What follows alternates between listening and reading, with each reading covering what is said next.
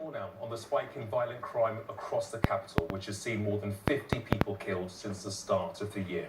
The London Mayor Sadiq Khan described the rising numbers of murders as heartbreaking, and he's criticised the government for cuts to the police budget. Well, joining us now from Nottingham is forensic psychologist Dr. Ruth Tully and Ken Hines, the chair of the Haringey Independent Stop and Search Monitoring Group in central London. Very good afternoon to you both. Ruth, if I could firstly start with you. What are inmates saying to you about why they... Please start with you. Stop and Search Monitoring Group in central London. Ken Hines, the chair of the Haringey Independent Stop and Search Monitoring Group in central London. Very good afternoon to you both. Ruth, if I could firstly start with you. What are inmates saying to you about why they carry knives and why they commit these crimes? Well, there are many theories as well as anecdotal evidence about why people carry weapons and this increase in violent crime. And the truth is, there's likely to be some merit to a lot of these hypotheses, and there's no real one single cause. There's been some weight placed on the role of social media, for instance, by the police commissioner, and there's been discussion of a rise in violence linking to drug gangs. And these things have been seen over time in the people that I work with and the people that I assess in prison. So these aren't new things, but they all contribute to this rise in violent crime at present. Ken, a combination of issues facing the young people. Yes, I can identify with that, but I can also say one of the main driver is that young people don't feel safe. They don't feel that the police are policing all the community equally. Like in Haringey, we call ourselves, we're living in the Tottenham Gaza, because we seem to be over-policed with a police force that is very proactive in actually being aggressive to young people when they stop and search them. And this has been going on for a number of years, which means that young people no longer feel they're able to go to the police and give them the necessary intelligence to arrest these violent offenders. Ruth, it does make a lot of sense. I guess if you're a young person and you feel that you are constantly being targeted by police, you do inevitably start to feel victimised. So as opposed to seeing the police being on your side, being there to help fight crime, they actually become the enemy.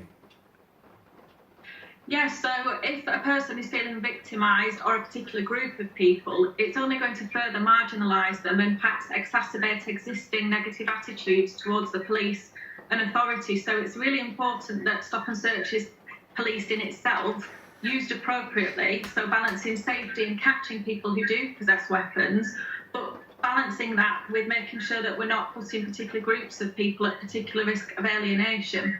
Ken, how do you strike that balance, that stop and search balance? Because the danger and the problems that we've had with stop and search is that you found that they were largely targeting one particular group of people, largely young black men and other ethnic minorities. How do you strike that balance?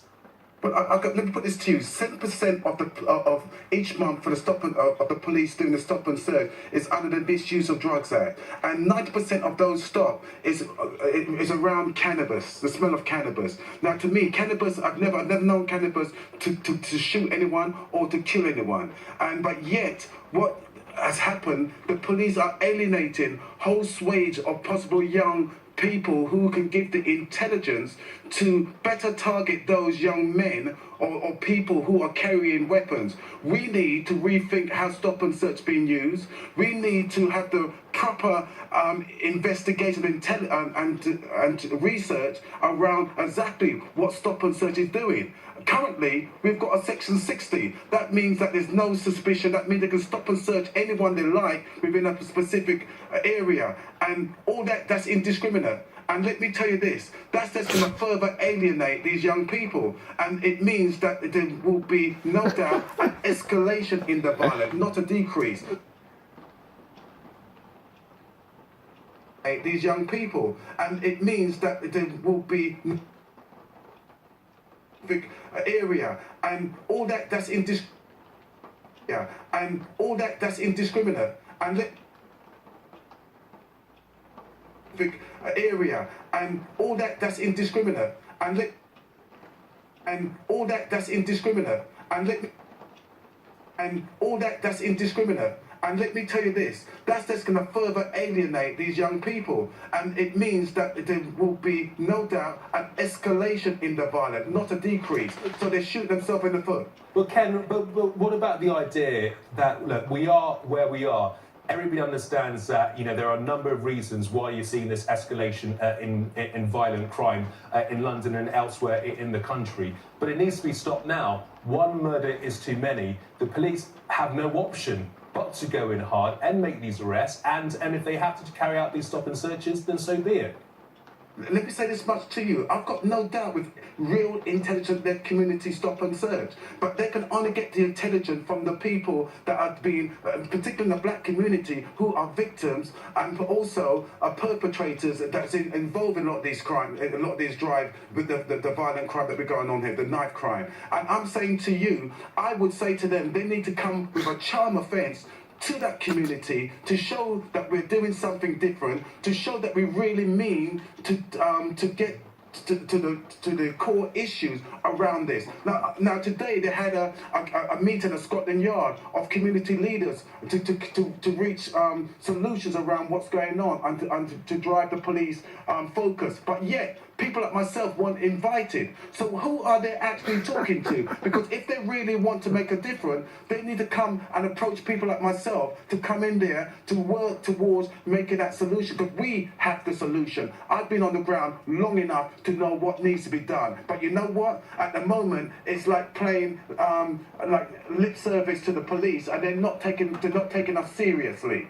And until they change their attitude and start dealing with us with respect and dealing with us with real purpose, then you know what? Things are not going to improve. Ruth, going back to the psychology of these people who are committing these crimes, is there a sense of responsibility? Is there an acknowledgement, once convicted, of what they did, why they do it, and are they sorry for doing it? It's very individual and unique to the person. So there are people who get into prison for similar crimes, such as the ones we're talking about now, and they genuinely want to make changes to their life. And one of the huge factors that we have to consider in these types of offences that we're discussing is the community aspect and the social aspect, because we can work with the person, the individual, look at conflict resolution skills, look at their attitudes and lifestyle through therapy. But actually, if we're then returning this person into the community,